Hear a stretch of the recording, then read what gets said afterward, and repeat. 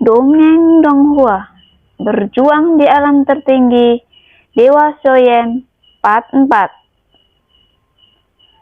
Saat berikutnya, raksasa berwarna darah mengangkat pedang besar berwarna darah di tangannya dan menebas ke arah Soyen. Kecepatannya lebih cepat dari sebelumnya, dan itu dibungkus dengan energi iblis yang kuat. Dia benar-benar bisa menggunakan energi iblis. Soyen mengangkat alisnya sedikit saat dia merasakan raksasa berwarna darah yang lebih kuat. Meskipun Soyen ketakutan, tampaknya dia telah membayar harga yang sangat mahal untuk penggunaan energi iblisnya. Setidaknya untuk saat ini, sepertinya dia telah kehilangan kebijaksanaannya. Pria itu tidak punya pilihan, tetapi pada saat ini, meskipun raksasa berwarna darah itu terlihat ganas, itu sudah di ujung kekuatannya. Tidak ada kegembiraan di wajah Soyen. Dia berjuang sampai akhir sebagai lawan ini.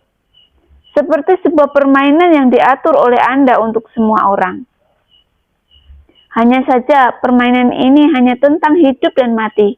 Tidak ada pemenang atau pecundang. Ini menara pembantaian. Duar. Soyen mengayunkan kaki lain dan bertabrakan dengan pedang berwarna darahnya lagi.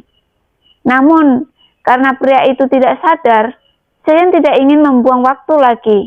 Sepertinya jalan buntu untuk bersaing dengannya.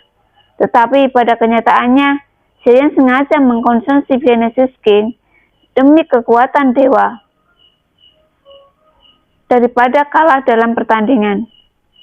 Klon Dewa Abadi dapat dengan paksa menantang pembangkit tenaga listrik di langkah keempat. Tidak peduli formasi pedang apa yang diatur oleh pria pemegang pedang itu. Hanya Soyen yang ingin membunuh, bukan apakah dia bisa melawan. Kaki Soyen ini meledak dengan kekuatan daging abadi yang dimiliki oleh klon Dewa Abadi yang asli. Setelah ledakan keras, 8 penguasa berat yang sunyi yang diayunkan Soyen memantulkan pedang berwarna darah yang panjangnya 100 kaki. Sayap dewa bela diri tiba-tiba mengembun di belakangnya, menyebabkan kecepatan Soyen yang segera meroket. Dalam sekejap, dia mendekati raksasa berwarna darah dan 8 penguasa berat yang sunyi, yang penuh dengan api di tangannya, menebas hanya dengan satu pukulan. Membakar api dan bergegas ke penguasa guntur. Soyen berteriak dengan marah. Penguasa raksasa itu jatuh dan hanya mendengar suara ledakan. Setengah dari keseluruhan kepala raksasa berwarna darah itu hancur berkeping-keping. Sosok Soyen tidak mandek. Tangan lainnya diletakkan di pinggangnya dan dia meninju dadanya lagi. Hancurkan. Dan Anda bisa melihat jantung emas terdetak melalui darah untuk pembangkit tenaga listrik di langkah kedua. Jantung masih merupakan darah kehidupan. Duar. Bagaimana raksasa merah bisa menjadi lawan Soyen? Bahkan jika energi iblis melonjak di tubuhnya, itu tidak akan terlalu signifikan untuk peningkatnya. Sosok Soyen langsung menebus sosok besar raksasa besar, merah, dan tubuh di dadanya sedang melonjak. Tiba-tiba sebuah lubang besar muncul. Ketika Soyen muncul di belakangnya, dia memegang jantung emas yang berdetak di tangannya. Soyen tidak ragu-ragu. Kelima jarinya tiba-tiba terlipat bersama. Jantungnya meledak dan darah abadi mengembun. Raksasa berwarna darah itu juga tampaknya telah kehilangan dukungan kekuatannya dan mulai berantakan. Daging dan darah abadi ini sudah lama bergabung menjadi raksasa. Itu juga seperti kejatuhannya. Ketika raksasa berwarna darah itu runtuh, vitalitasnya juga berlalu dengan cepat. Sampai setelah sosok besar itu benar-benar menghilang, pil ajaib dipadatkan lagi, membentuk perubahan kualitasnya. Jadi tidak jelas untuk menerapkannya pada orang ini. Soyen memegang pil ajaib di tangannya dan tentu saja mengambil cincinnya. Tepat ketika Soyen masih memikirkan apakah akan menelan pil ajaib, Kabut abu-abu di sekitarnya bergegas menuju Xiaoyan, origin Qi dari dewa yang murni dan agung. Pemberdayaan Qi iblis. Xiaoyan sedikit terkejut sebelum dia bisa setuju untuk menolak. Qi gila sudah mengalir ke tubuhnya dengan panik. Dalam sekejap, pil ajaib di tubuh Xiaoyan berputar liar. Tetapi pada saat yang sama, ada juga origin Qi dari dewa murni yang dituangkan ke dalam lautan bintang Xiaoyan. Pada saat ini, jumlah pasti Qi sumber Xiaoyan adalah 620 juta. Dan itu adalah 900 juta untuk menerobos ke tahap tengah dari dewa 9 bintang.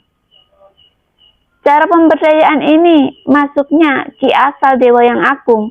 Bahkan jika kecepatan peningkatan Xiaoyan terbatas, itu akan memaksa kecepatan kondensasi origin Qi Xiaoyan meroket.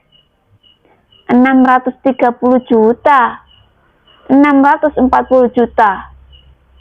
Bintang origin Qi mengembun dengan cepat. Tetapi pada saat yang sama, masuknya energi iblis menjadi sesuatu yang sangat dikhawatirkan Xiaoyan saat ini, karena dia tidak tahu bahwa energi iblis yang agung seperti itu tidak akan berdampak lain padanya.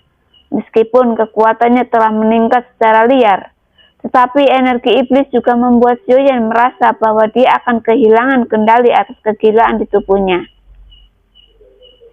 Xiaoyan mencoba yang terbaik untuk menggunakan kekuatan hati api untuk menekan energi iblis gila di tubuhnya. Warna pil ajaib juga berubah dari terang menjadi gelap, menjadi lebih dalam dan lebih dalam. Dan kemudian pola ajaib muncul, 2 garis ajaib. Meski begitu, sihir itu masih membuat Xiaoyan antara kegilaan dan ketenangan, yang membuat Xiaoyan merasa sangat aneh. Selalu ada perasaan mencapai batas, tetapi tidak pernah mencapai batas. Qi iblis bukanlah Qi asal. Ketika Xiaoyan mencoba mengaktifkannya, dia merasa gelisah, seolah-olah bisa meledak di tubuhnya kapan saja. Ketika yang kelima muncul, pil ajaib yang awalnya diadu menjadi bulat. Tentu saja, fokus Xiaoyan masih sepenuhnya pada genesis Qi asalnya. Karena saat ini telah menembus 700 juta. Untuknya, ketika dia bertarung dengan pria yang menggunakan pedang sebelumnya, dia dengan gila menghabiskan warisan genesis Qi-nya sendiri.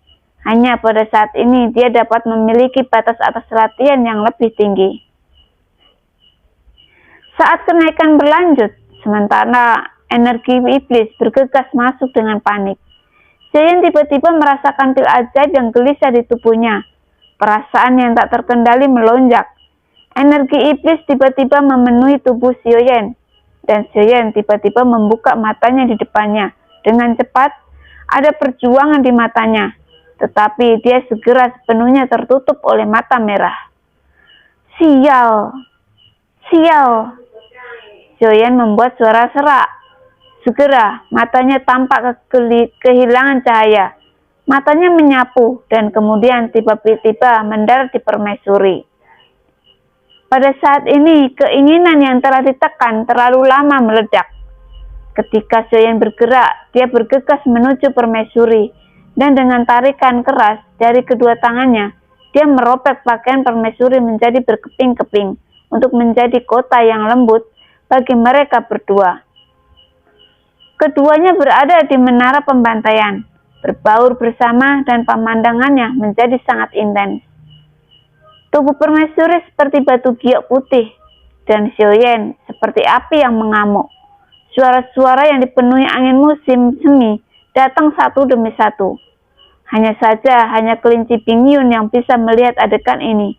Dan bagaimanapun juga, itu adalah kelinci. Dia tidak tertarik sedikit pun pada hal-hal seperti itu. Saya tidak tahu berapa lama sebelum cahaya merah di mata Xiaoyan menghilang, dan energi iblis di tubuhnya ditekan. Ketika dia sadar kembali, Xiaoyan melihat tubuh halus di bawahnya, dan pipinya tiba-tiba menunjukkan rasa malu, dan segera bangun. Suami baru saja kamu melakukannya. Pada saat ini, permaisuri mengatakan sesuatu dengan dingin, dan Xiaoyan bahkan lebih malu. Baru saja, aku dikendalikan oleh energi iblis. Aku benar-benar minta maaf.